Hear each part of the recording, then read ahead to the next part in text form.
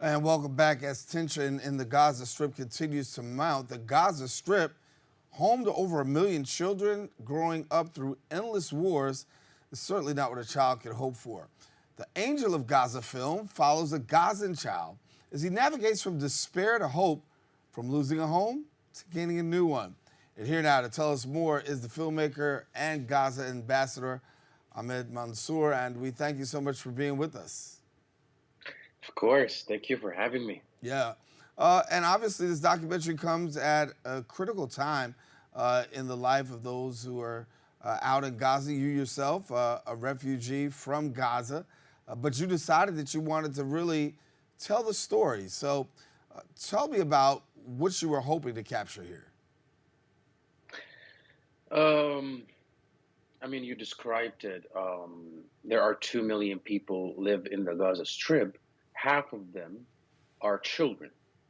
And maybe one of the things that I was trying to tell through this film is to shed some light on the innocents that are lost in this war. When the Gaza Strip is talked about in the media, especially in the United States, is always talked about in a political context. It's talked about in a terrorism context, in Hamas context, in bombing and killing. But actually, there is no the conversation is yet to happen about the over 1 million children that live in the Gaza Strip now, the worst possible circumstances. There is no electricity, there is no clean water, there is no basic needs, diapers, clothes. They're in tents, they're cold, they are starving. And it seems that the politicians here, they love hearing themselves talking about, the political context that they barely know anything about to begin with. Yeah.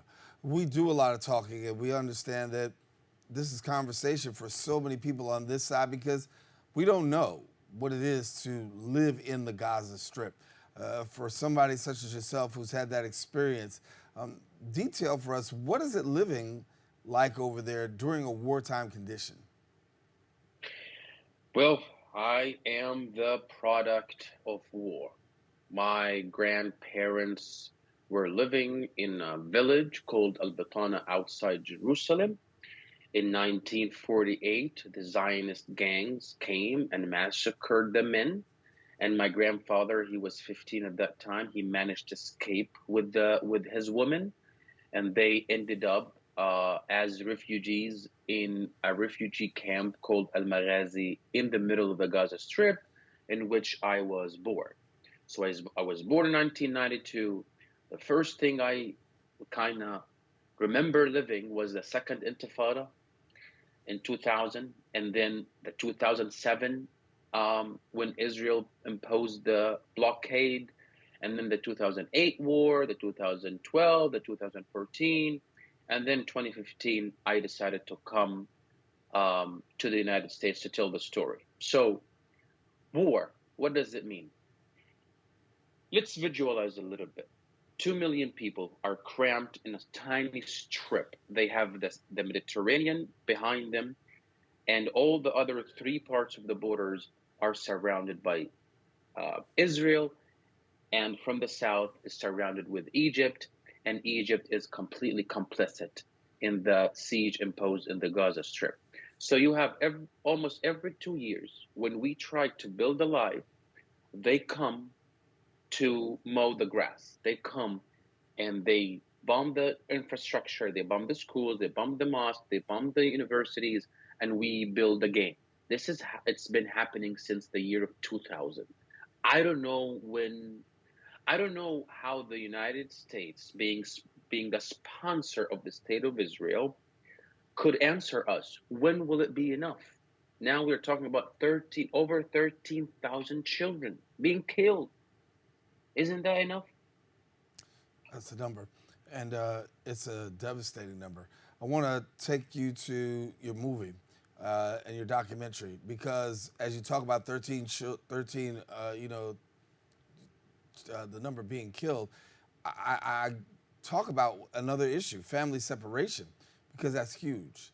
And we hear sometimes families being separated, and we know of families that have been separated. But how huge is family separation over in Gaza? Well, that's the reason I kind of told the story is to connect it to the American, let's say, um, political landscape with the family separation down on the southern border so that Americans could understand. So, since the year 2000, the freedom of movement in the Gaza Strip has been impossible. For example, it took me 3 years to gain a permission from the Israeli authorities to leave. And that goes to the father of the main character in the film, Ayman. So the story of the film is that, Ayman in 2012, he was very smart. He got a scholarship to do his master's in the United States in trauma, actually, in trauma, to come back and treat the children of Gaza. But in 2014, when he finished, a war broke out in Gaza. So he couldn't come back. And he left behind two kids, Malak, a daughter, and Karim, a son. They were just 2 years and 1 year. And then the Ayman here decided to apply for asylum because he couldn't stay, he didn't want it to be illegal with his overstay. So, and guess what? The process, as Malak narrates in the film, it took 7 years. 7 years for a family, for kids to see their fathers for the first time. So, and this is one story of thousands, if not hundreds of thousands in the Gaza Strip. If you go out, it's very hard to come back. And if you want to gain a visa, it's almost impossible. So this is another kind of layer that the politicians here, or the story when it gets told about Gaza, they don't talk about these details. They talk just about the political stuff, the strategic partnership with Israel, our ally, but they really forget the human story. Right. Well, there's a special human story that you're telling, and that story will be told on March the 2nd. For those people who want to find out more about your screening, how do they go about getting there? So we are partnering with Friends, the Quakers in New York City. You are welcome to just show up or sign up if you would like. This is truly a moment where we need to come together, and Americans have to hear from the Gazans themselves about our story. Our story have been told by non-Palestinians in the United States, and that's why we are getting to the level we are getting to. We're living in a genocide now, televised genocide. And the first act of liberation is for us to grab back our story and tell it in a way that we could connect with the hearts of the Americans, because the Americans are not neutral. The Americans are part of the problem, unfortunately, and they have to come and share and listen to what is happening from those who lived it, so that maybe we could find a solution. Yeah, I mean, we definitely have to continue this conversation. I got to leave it here because we're out of time, but certainly not out of definitely conversation. Got to have you back. But thanks so much for being with us, and congratulations again. Screening on March the 2nd. Thanks again. Of course. All righty. Well, I want to let you know, if you want more information, go ahead and visit the website at feliciafilms.com, and then follow them on Instagram and Facebook at Gaza_Ambassador. Don't go anywhere. We got more Open coming up right after this.